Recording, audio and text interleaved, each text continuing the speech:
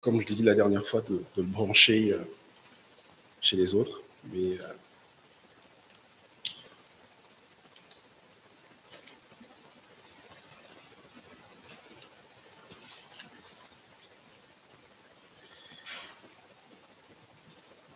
donc c'est encore un privilège pour moi d'être ici, pour vous annoncer cette parole. Je suis juste celui qui vient annoncer. Je ne vais pas m'approprier de ce qui est écrit parce que ça appartient à notre Seigneur. Ça appartient à sa parole et ma prière, c'est qu'il me donne les moyens et les ressources pour vous la transmettre aussi. Donc, ce sera aussi une prière de votre côté pendant que je suis en train de, dans cet exercice, de pouvoir m'aider aussi. Donc, merci pour vos prières. Donc, aujourd'hui, on continue avec l'Épître aux Philippiens. Donc, la dernière fois, on avait parcouru les 14 premiers versets. Donc, le titre du sermon aujourd'hui est « Un cœur bien disposé pour la défense de l'Évangile ». Donc, c'est Philippiens chapitre 1, verset 15 à 18. Philippiens chapitre 1, verset 15 à 18.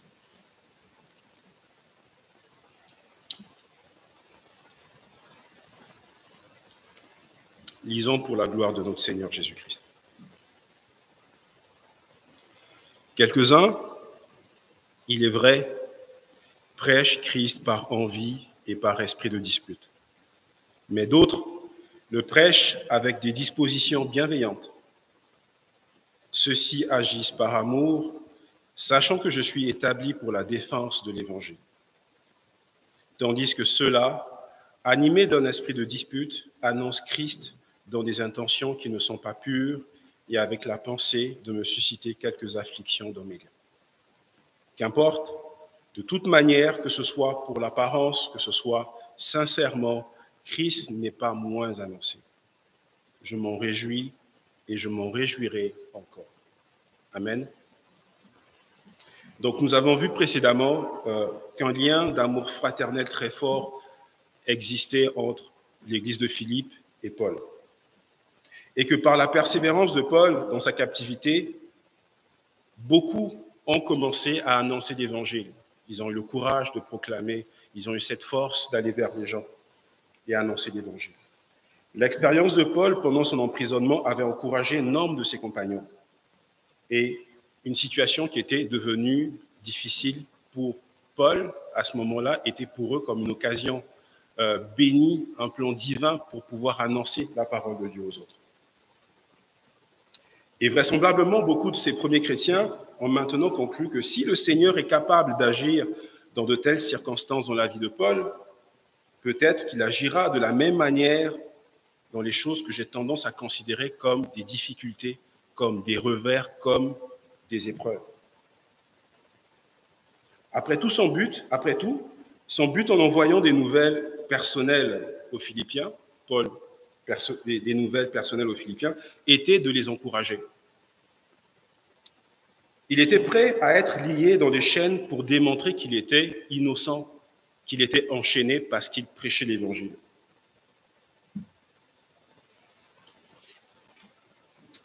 Pourquoi alors envoyer des nouvelles qui pourraient décourager les Philippiens? C'est vrai qu'il était en captivité, c'est vrai qu'il voulait les encourager, mais pourquoi envoyer ces nouvelles qui pouvaient être décourageantes? Mais l'apôtre n'est pas comme certains dirigeants. Il avait une certaine relation avec les Philippiens, c'est-à-dire qu'il était honnête, il était ouvert, donc il leur devait, disons, cette honnêteté-là, cette transparence en effet par rapport à la situation qu'il est en train de vivre. Il ne voulait pas uniquement leur annoncer de bonnes nouvelles, mais qu'à travers ces épreuves qu'ils pouvaient traverser, que ça soit pour eux aussi des sujets d'encouragement et une certaine transparence aussi parce que leur relation était basée sur l'honnêteté et l'ouverture. La vérité était que diverses motivations étaient impliquées dans cette avancée de l'Évangile. L'Évangile était proclamé, mais il y avait beaucoup de difficultés chez certains chrétiens. Car tous ne prêchent pas Christ avec des bonnes dispositions. Il dit quelques-uns prêchaient Christ avec de bonnes dispositions, alors que d'autres non. Donc nous verrons 3 points. Donc le premier point, l'Évangile face aux mauvaises dispositions des hommes. Deuxième point, Le vrai évangile est annoncé avec des dispositions bienveillantes et enfin, la joie de Paul face à l'évangile qui est annoncé malgré tout.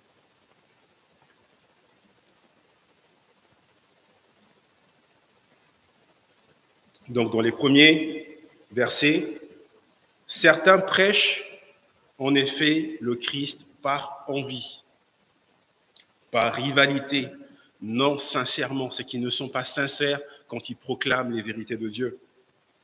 Mais pensons m'affliger dans mon emprisonnement. Pensons affliger Paul dans la situation qu'il était en train de vivre, venir l'accabler en plus des épreuves qu'il était en train d'endurer. Notre réaction instinctive à ces paroles pourrait être: aucun vrai chrétien ne songerait jamais à se comporter de la sorte.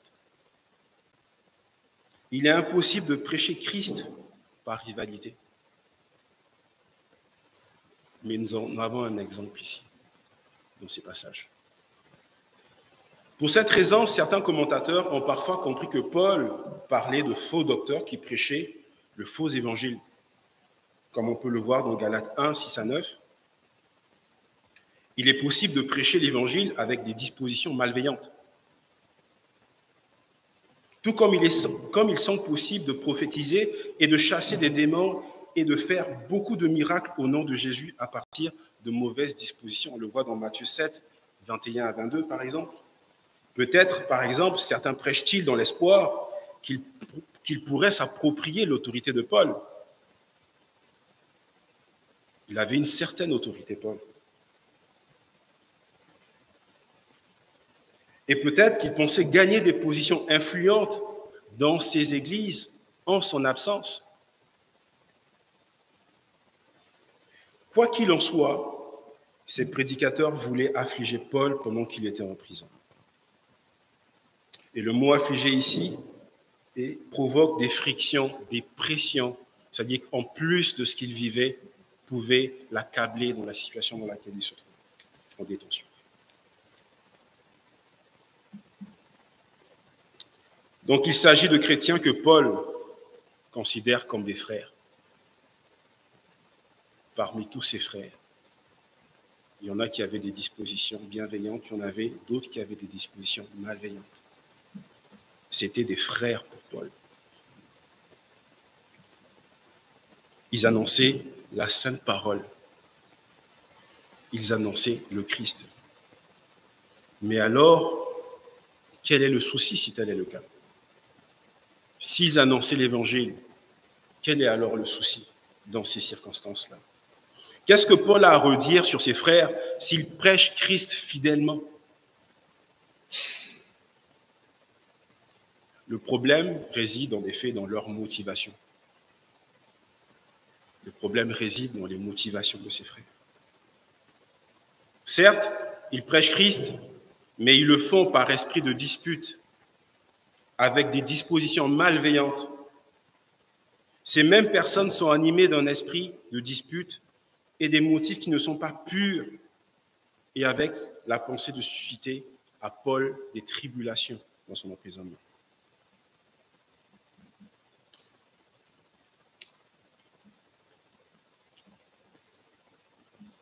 Il peut arriver qu'on puisse avoir des mauvaises dispositions quand nous annonçons l'Évangile.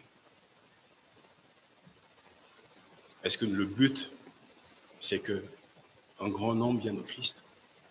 Est-ce que l'objectif, c'est de nous glorifier, nous, au lieu de glorifier le Seigneur?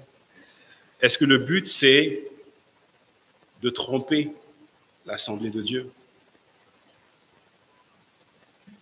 Si on liste les caractéristiques de ces chrétiens, voici ce qu'on obtient. Premièrement, ils prêchent Christ crucifié, Sauveur et Seigneur, le Fils de Dieu. Deuxièmement, ils prêchent Christ par envie. Par envie de quoi? Ils envient Paul. Il y a une certaine forme de jalousie, en effet, en voyant comment est Paul, comment est son ministère, comment les gens viennent à lui. Ils prêchent Christ par esprit de dispute. Dans les disputes, le commérage, leurs motifs et leurs motivations ne sont pas purs. Ils font ils ont pour objectif d'accabler Paul dans ses épreuves. Et Paul ne remet à aucun moment en question le contenu de ce que ses frères prêchent. Cela veut dire que le message est adéquat, le message en lui-même, il est approprié. Et c'est le même que ce que Paul annonce lui-même à ses geôliers, à ses visiteurs dans ses lettres. Il dit, le message de l'évangile tel que la parole de Dieu nous le révèle, l'évangile qui sauve les âmes, c'est ce que ces frères-là aussi prêchent. Mais ce qui pousse ces frères à diffuser ce message, leur but, leur pensée, ce qui les anime, là se trouve le problème. Ce que Paul relève chez ces personnes, leurs caractéristiques que nous avons listées plus haut, est une grande utilité pour nous aujourd'hui. Elle nous permet d'identifier ceux qui annoncent Christ avec de mauvaises motivations, mais surtout de nous examiner nous-mêmes, de faire notre auto-analyse. Est-ce que nous prêchons Christ avec les bonnes dispositions?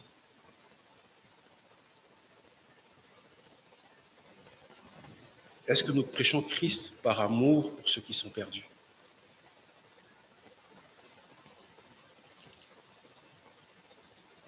Est-ce que nous prêchons Christ sans vouloir avoir des gains, de la reconnaissance, des compliments, des résultats en comparaison avec d'autres, peut-être prédicateurs? Sommes-nous réellement désintéressés dans notre quête d'évangélisation? Qu'est-ce qui nous anime comme nous sommes dans la présence de Dieu, seuls ou en assemblée? Quand nous prions, quand nous louons notre Seigneur, cherchons-nous à nous glorifier nous-mêmes? Sommes-nous en mesure dans notre service de croire et de professer comme David dans le psaume 115, verset 1 ? Non pas à nous, Éternel, non pas à nous, mais à ton nom donne gloire à cause de ta bonté, à cause de ta fidélité. Non pas à nous.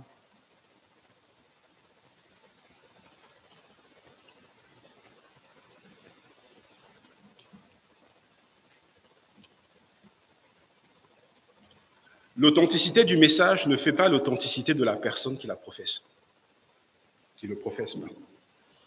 Un chrétien peut prêcher Christ crucifié et ressuscité de la manière la plus belle que vous ne l'avez jamais entendu et avoir les pires motivations.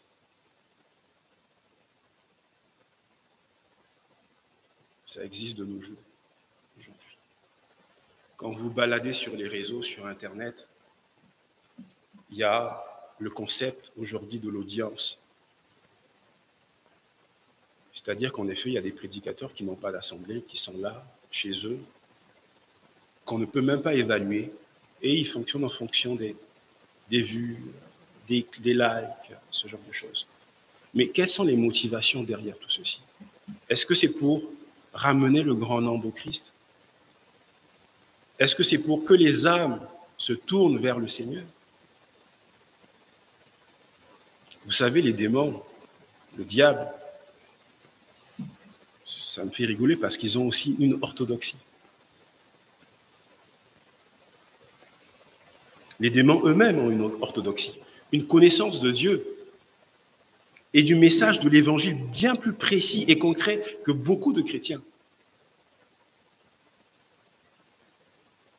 On le voit comme Jésus a été tenté dans le désert par Satan, dans Matthieu 4, 1 à 11. Il savait qu'il était le Fils de Dieu.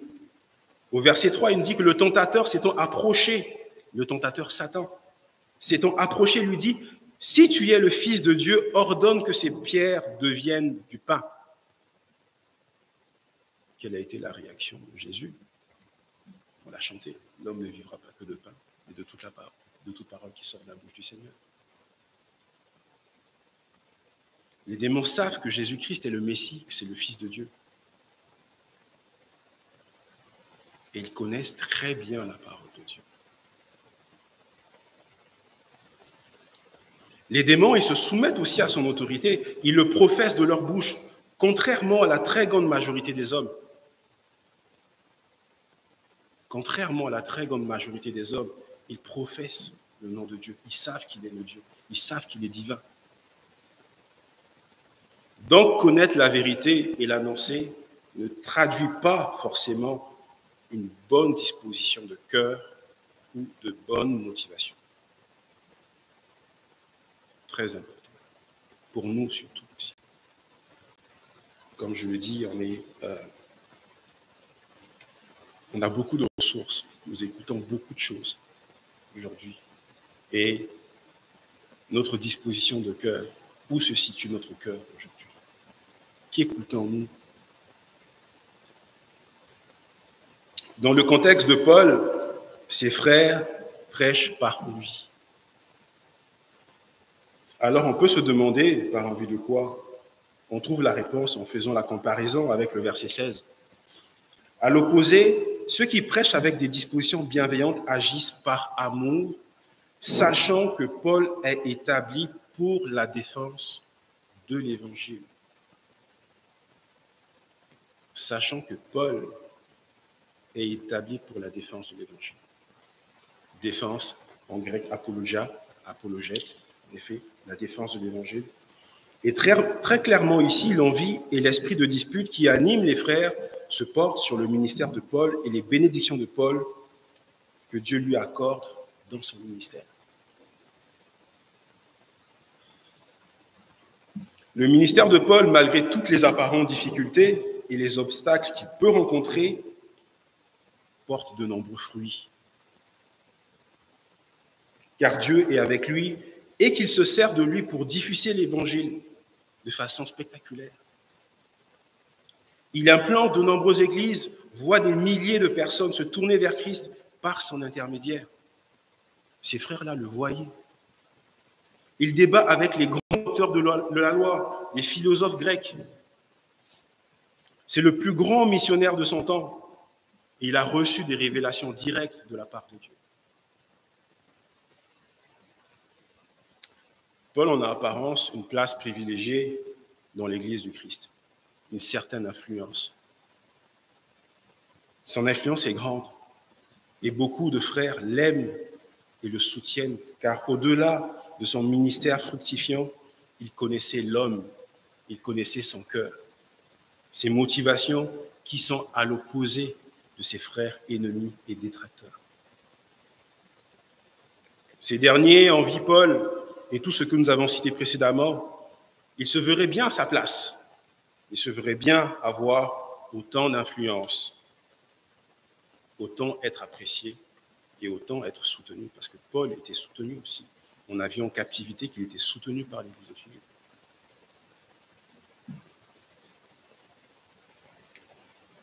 C'était de la jalousie envers Paul. C'était de la jalousie envers Paul. Ils convoitent la place de Paul, son ministère, car ils ne comprennent pas que c'est Dieu qui l'est établi pour la défense de l'Évangile. Nous allons lire l'Épître aux Galates, chapitre 1, versets 13 à 17. Galates 1, versets 13 à 17. Je lirai dans la version NEG. Vous avez su, en effet, quelle était autrefois ma conduite dans le judaïsme, comment je persécutais à outrance et ravageais l'Église de Dieu, et comment j'étais plus avancé dans le judaïsme que beaucoup de ceux de mon âge et de ma nation, étant animé d'un zèle excessif pour les traditions de mes pères. Mais lorsqu'il a plu à celui qui m'avait mis à part dès le sein de ma mère et qui m'a appelé par sa grâce de révéler en moi son Fils, afin que je l'annonce parmi les païens, aussitôt je ne consultai ni la chair ni le sang, et je ne montai point à Jérusalem vers ceux qui furent apôtres avant moi, mais je partis pour l'Arabie, puis je reviens encore à Damas. Paul était mis à part. Et ces frères-là ne comprenaient pas que Paul était mis à part. Ils fonctionnaient par comparaison. Ils se disent qu'ils doivent avoir le même ministère que Paul, qu'ils doivent avoir autant de résultats ou faire tout comme lui. Ils désirent s'élever à sa hauteur car ils ne comprennent pas que chaque membre du corps de Christ a son utilité dans la maison de Dieu et dans l'œuvre du Seigneur. Que Dieu utilise chacun de la meilleure manière qu'il est et que nous ne sommes pas appelés à tous servir de la même façon ni à obtenir les mêmes résultats. Et ces frères-là font tout le contraire de l'unité de la foi. Nous avons vu l'unité de la foi avec Raymond. Nous allons lire Éphésiens 4, versets 8 à 16.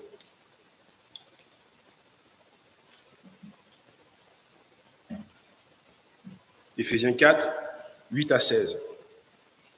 C'est pourquoi il est dit, étant monté dans les hauteurs, il a emmené des captifs et il a fait des dons aux hommes. Or, que signifie il est monté, sinon qu'il est aussi descendu dans les régions inférieures de la terre? Celui qui est descendu, c'est le même qui est monté au-dessus de tous les cieux afin de remplir toutes choses.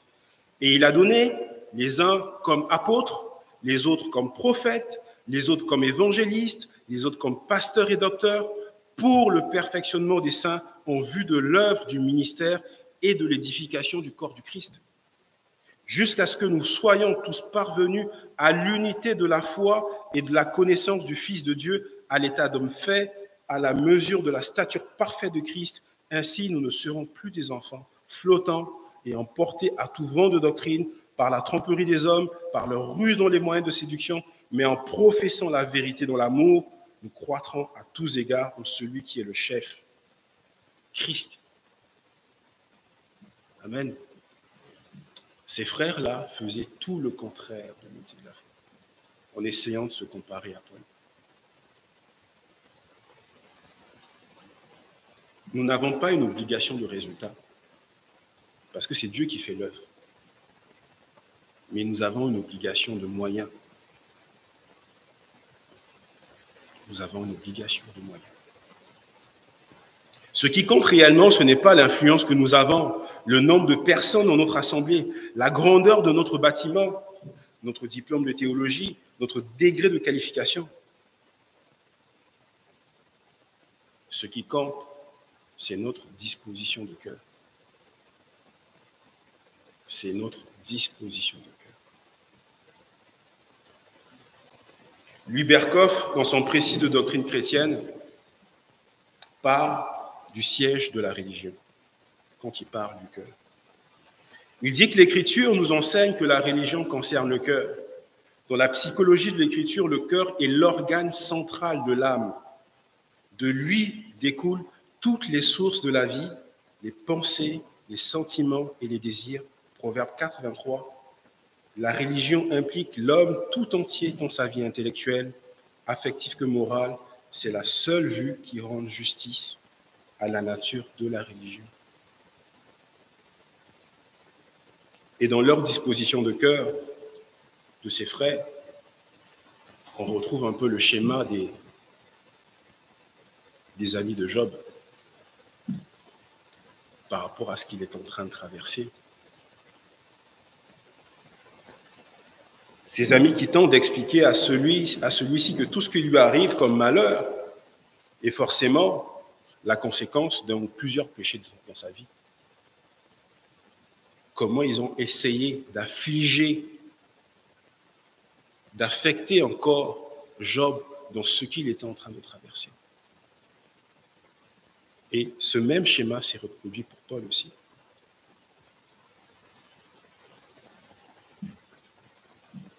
Si Paul est maintenu en prison, c'est ce qu'il se disait, c'est peut-être parce qu'il ne prie pas avec toute la force de son esprit, avec toute la pleine conviction que Dieu puisse le sortir de là. Mais les épreuves font partie intégrante de notre marche chrétienne. Les épreuves font partie intégrante de notre marche et notre vie chrétienne. Deuxième point, le vrai évangile annoncé avec des dispositions bienveillantes. Les autres frères prêchent avec des dispositions bienveillantes, à l'opposé des autres frères. Ils agissent par amour, sachant que Paul est établi pour la défense de l'évangile. Ils le savent. Encore une fois, nous remarquons que ce qui oppose ces frères des premiers, ce n'est pas le message, mais la disposition de cœur. Ils ont encore un cœur qui est mieux disposé que les autres. De la même manière, quand nous listons ces caractéristiques, nous voyons qu'ils prêchent avec des dispositions bienveillantes, ils agissent par amour, ils savent et reconnaissent que Paul est établi pour la défense de l'Évangile. Et en fait, ces deux catégories de chrétiens, c'est clair l'une de l'autre. On sait que les détracteurs, les ennemis de Paul, sont animés par la comparaison, la jalousie, la compétition et la convoitise, parce qu'ils convoitent le ministère de Paul. Ils sont centrés sur eux-mêmes.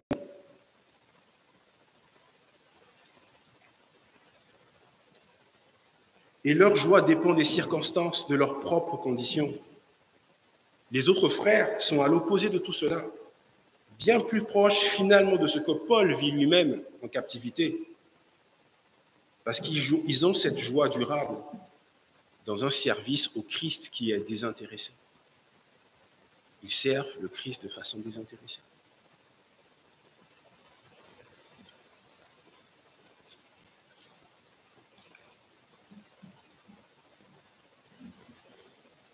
De quelle manière se manifestait le cœur disposé du peuple de Dieu dans l'Ancien Testament?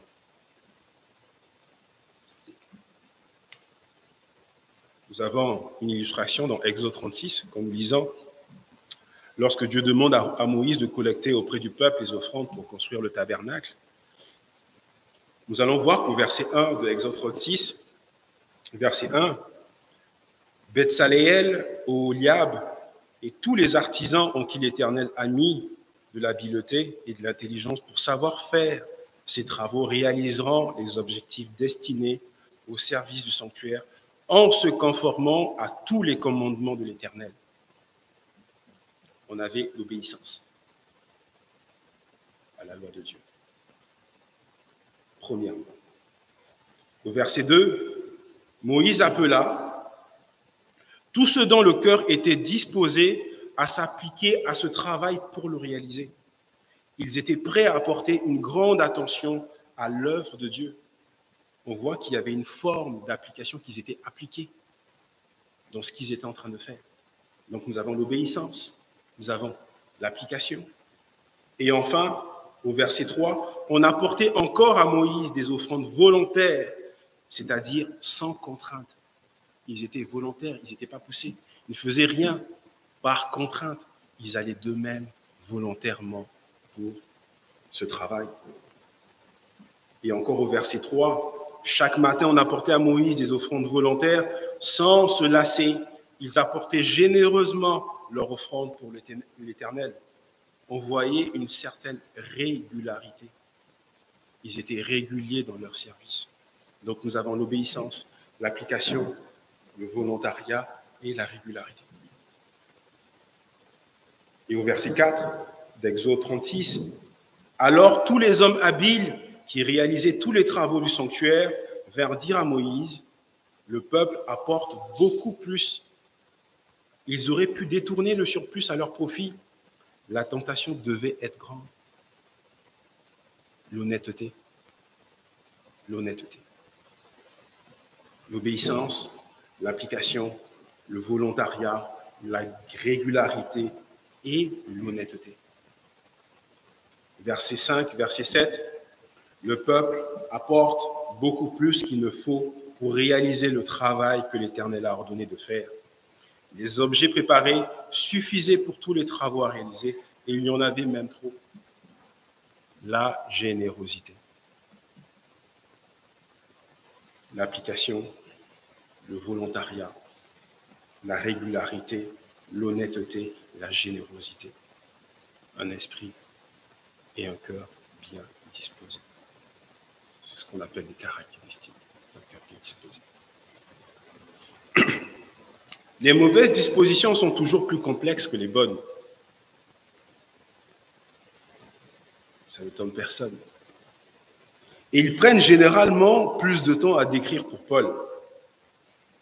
Heureusement, il semble que beaucoup d'autres prêchaient le Christ pour des raisons de bonne volonté et d'amour. Mais pour qui? Certainement pour Paul. Après tout, ce groupe de chrétiens avait été encouragé dans son témoignage par la fidélité de l'apôtre. Il leur avait montré le chemin. Sans son exemple, ils n'auraient pas servi Christ avec vigueur et succès. C'est que Paul était un témoignage vivant pour ses frères.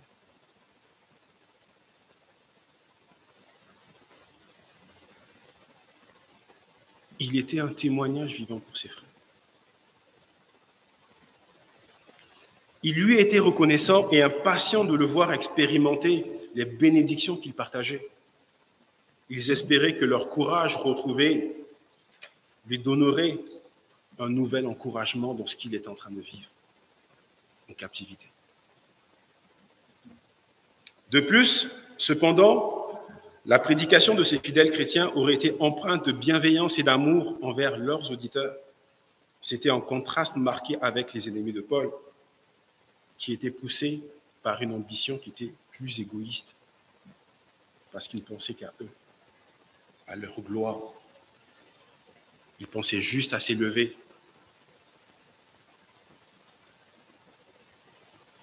Plutôt que de pouvoir dire que nous sommes vos serviteurs à cause de Jésus, comme dans 2 Corinthiens 4,5, ces frères faisaient de leurs auditeurs les serviteurs de leurs propres ambitions.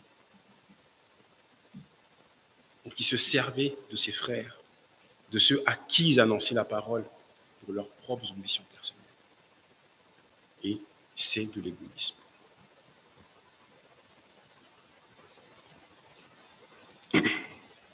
La jalousie, l'égocentrisme, le désir de position et d'influence surgissent encore dans l'Église d'aujourd'hui, actuellement.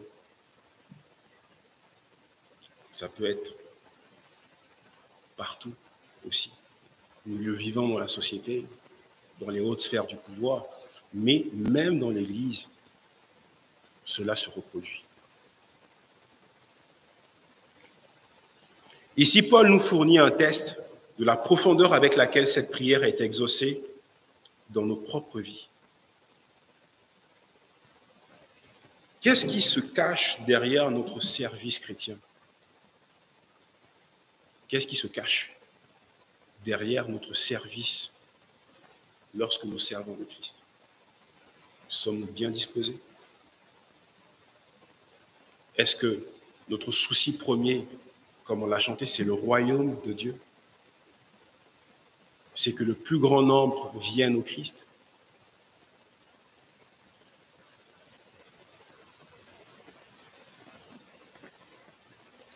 La question que nous nous posons,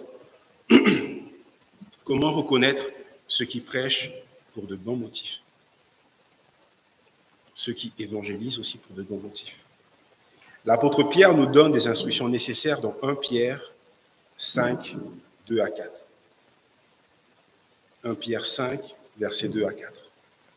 Paissez le troupeau de Dieu qui est sous votre garde, non par contrainte, mais volontairement, selon Dieu, non pour un gain sordide, mais avec dévouement, non comme dominant sur eux qui vous sont échus en partage, mais en étant les modèles du troupeau.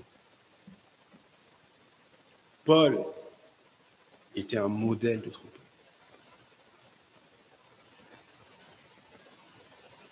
Et cela ne s'applique pas uniquement à des pasteurs ou à des anciens, mais à tout le peuple de Dieu. Que nous devons être des témoignages, que nous devons refléter le Christ Sauveur. Et c'est par ce témoignage-là que Dieu fait son œuvre et que beaucoup viendront à lui. Troisième point,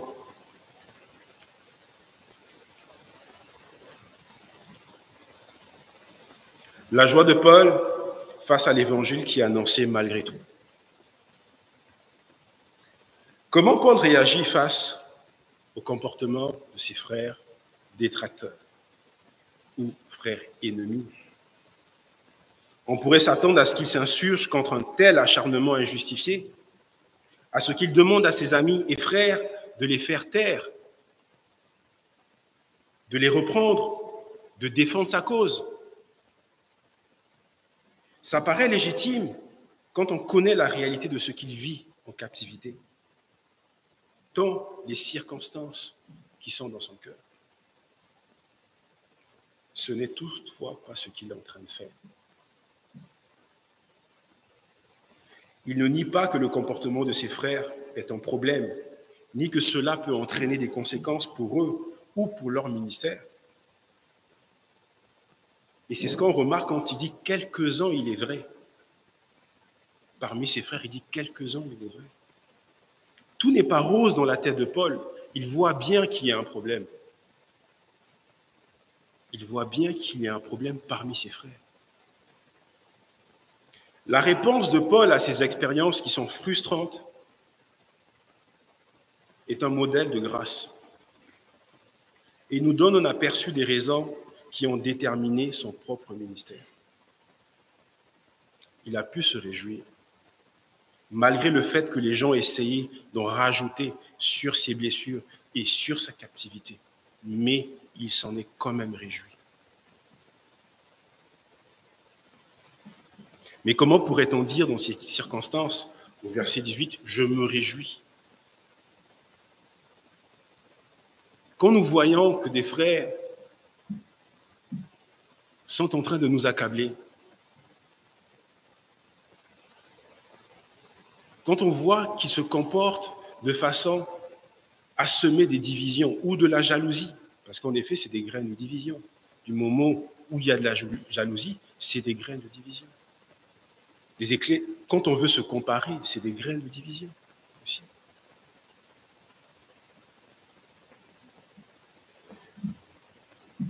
En réponse à cette question, nous apprendrons qu'un principe pratique important pour l'ensemble de notre vie chrétienne. La réponse de Paul est « Christ est proclamé ». Christ est proclamé.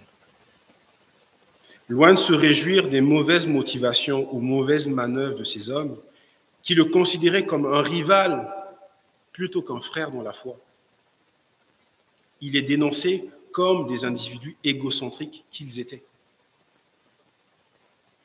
Ils divisaient le peuple de Dieu plus que toute autre chose.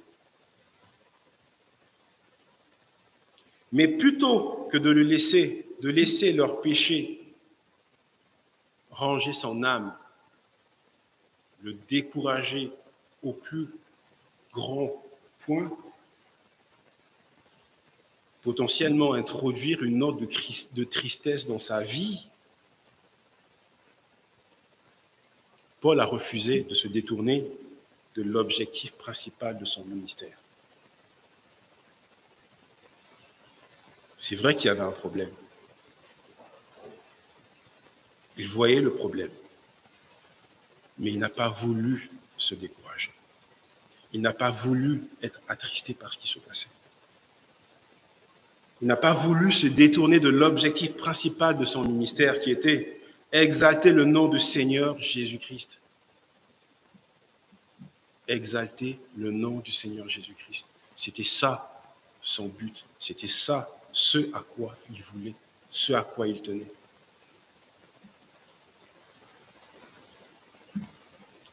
Frères et sœurs, c'est souvent un grand piège pour les chrétiens qui s'attachent à la vérité de l'Évangile. Il est très facile de développer une vague d'amertume dans nos esprits lorsque nous voyons les erreurs des autres chrétiens. C'est vrai. Quand nous voyons souvent, quand nous savons que nous sommes attachés à la parole de Dieu et que nous voyons que des erreurs se font, on est souvent emprunt à ruminer, à nous attrister, à être découragés.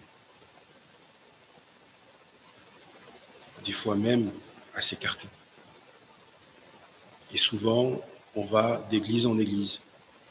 D'église en église, tout simplement parce que, ici-bas, je pense que je l'ai dit la semaine passée, aucune église n'est parfaite sur terre. Mais quand nous serons au ciel, c'est à ce moment-là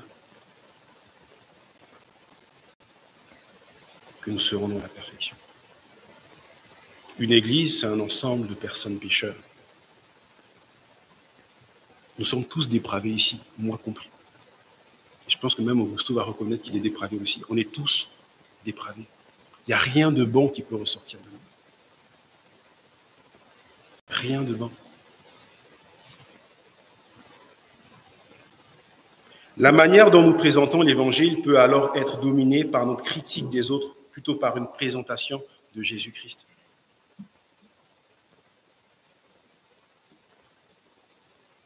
Le résultat est une dureté peu attrayante qui ne loue pas le Christ. Nous apprenons de Paul que la reconnaissance des fausses motivations et même d'erreurs chez les autres n'a pas besoin de produire un tempérament chez nous qui est antichrétien.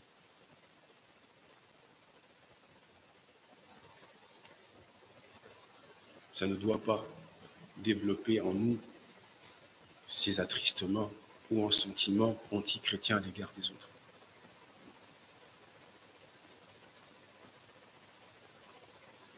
Tant que l'unique souci de notre vie est d'honorer Christ, nous serons protégés. Honorer le Christ. Nous sommes souvent affligés, je veux dire, quand on voit que certaines choses ne sont pas faites correctement. Ça arrive partout. Mais il ne faudrait pas que ça nous mine à un point où on voit que le tableau est sombre. Non. L'Évangile est proclamé. Le plus important pour nous, c'est de fixer les regards vers notre Christ. Pour qu'il nous donne la sagesse, l'intelligence, le discernement de faire les choses correctement.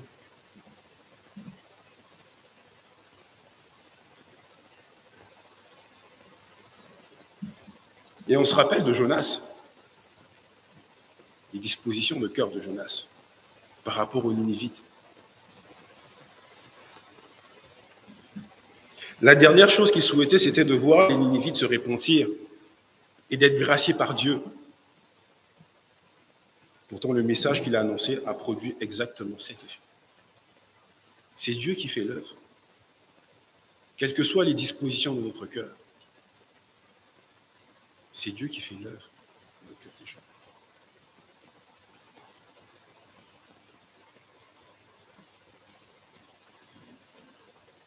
Malgré ces dispositions de cœur lamentables, la parole porte toujours du fruit, car Dieu honore toujours sa parole. Ainsi est-il de ma parole qui sort de ma bouche, elle ne retourne point à moi sans effet, sans avoir exécuté ma volonté et accompli mes desseins. Ésaïe 55, 11. Parle le Seigneur. Il y a toujours une raison de se réjouir tant que Christ est annoncé, car cela veut dire que des âmes peuvent être sauvées.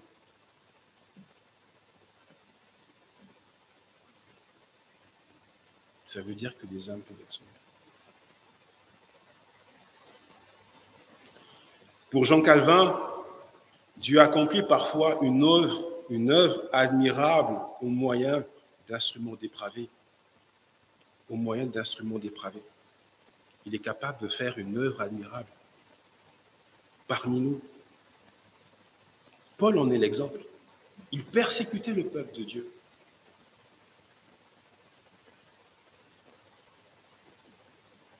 Dieu accomplit parfois une œuvre admirable au moyen d'instruments dépravés. En conséquence, il dit qu'il se réjouit d'un résultat heureux de cette nature, car une seule chose le satisfait, c'est de voir le royaume de Christ s'accroître. Amen. Conclusion et ou application. Parce que trouver la forme, pas évident, mais...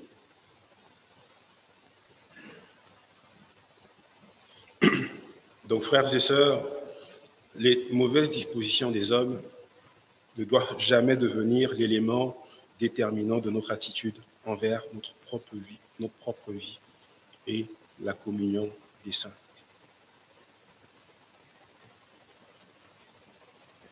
Les mauvaises dispositions des hommes ne doivent jamais devenir l'élément déterminant de notre attitude envers notre propre vie ou la communion des saints.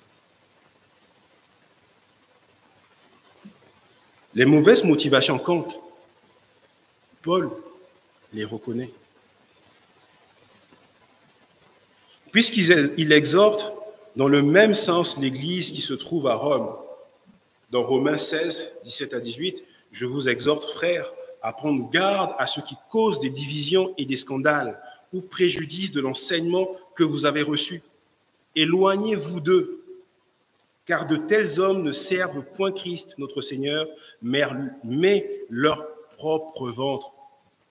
Et par des paroles douces et flatteuses, ils séduisent les cœurs des simples. » Paul reconnaît qu'il y a un problème.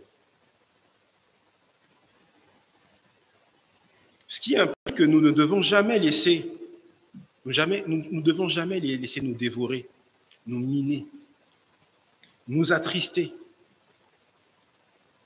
nous disons pourrir notre existence.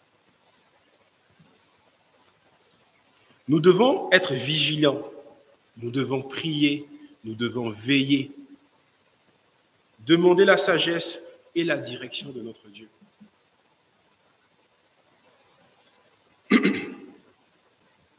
Nous devons réserver dans nos cœurs un sanctuaire d'amour et de joie pour Jésus-Christ.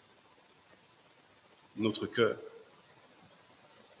doit être un sanctuaire de joie et d'amour pour Jésus-Christ. Un sanctuaire d'où tout sauf la confiance en lui, l'amour pour lui et le service est interdit. Tout est interdit, sauf l'amour pour lui, une confiance en lui et un service pour lui. Le reste ne contribue uniquement qu'à nous détourner du principal. Vous savez, Dieu seul jugera et se chargera de ceux qui ont des mauvaises motivations. C'est Dieu seul. Dieu seul se chargera de ses frères, ou pasteurs ou autres qui sont malveillants. Ce n'est point au soldat de se donner sa mission, mais il est envoyé par son chef là où on a besoin de lui.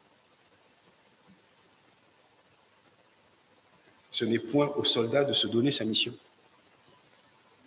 Nous sommes les soldats du Christ. Nous avons déjà chanté « Soldats du roi des rois ». Nous sommes les soldats du roi des rois. Ce n'est pas au soldat de se donner sa mission, mais il est envoyé par son chef là où on a besoin de lui. De même, Dieu nous envoie là où il a besoin de nous.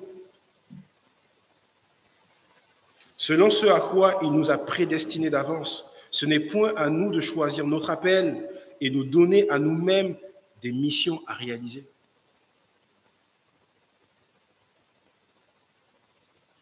Aussi, l'appel de Dieu est pour tout le corps de Christ. L'appel de Dieu est pour tout le corps du Christ. Nul n'est tenu à l'écart. Nul n'est positionné en spectateur pendant que d'autres agissent, chacun de nous étant appelé à exercer une mission spécifique qui n'entre pas en concurrence avec autrui. Il n'y a pas de concurrence dans l'unité de la foi. Pas de concurrence.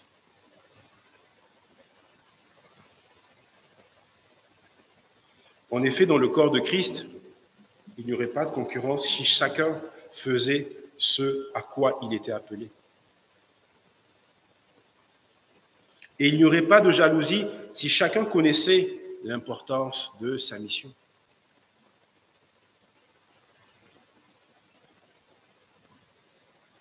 Et nous nous rappelons de ce que Paul dit dans Philippiens 2, 13 à 16, car c'est Dieu qui produit en vous le vouloir et le faire, selon son bon plaisir. Faites toutes choses sans murmure, sans hésitation, afin que vous soyez irréprochables et purs, des enfants de Dieu irréprochables, au milieu d'une génération perverse et corrompue, parmi laquelle vous brillez comme des flambeaux dans le monde, portant la parole de vie, et je pourrais me glorifier au jour de Christ, de n'avoir pas couru en vain, ni travaillé en vain. Amen. Prions. Seigneur notre Dieu, merci pour ta parole vivante. Merci pour ce que tu nous enseignes, Seigneur. Seigneur, donne-nous des dispositions bienveillantes. Nous savons qu'en tant qu'être humain, en tant que créature de Dieu, nous sommes dépravés, nous sommes corrompus. Et Seigneur, nous avons besoin de toi. Nous avons besoin de ta sagesse, nous avons besoin de ta paix. Nous avons besoin de ta joie aussi, Seigneur, afin de nous concentrer sur toi, à te faire confiance, à te prier. Donne-nous ces dispositions afin que ton évangile soit prêché partout, autour de nous, dans notre assemblée, dans nos lieux respectifs de travail, Seigneur, dans nos familles. Et que nous n'ayons pas cette pression de résultat éternel, parce que c'est toi qui fais l'œuvre dans la vie des hommes, dans notre vie, Seigneur. Donne-nous un cœur bien disposé pour te servir. Donne-nous un cœur qui est disposé à t'obéir, à te servir sans contrainte, à te louer, à t'adorer, parce que tu es digne de recevoir cette louange et cette adoration. Et Seigneur, nous te prions pour les autres assemblées, les autres églises, Seigneur, qui traversent, nous ne savons quelle situation difficile. Révèle-toi dans chacune d'entre elles, Éternel. Agis puissamment, afin que ta parole puisse faire son effet et le plus grand nombre, Seigneur, puisse venir à toi, Éternel. Nous te bénissons, nous te rendons toute la gloire. J'ai prié au nom de Jésus. Amen.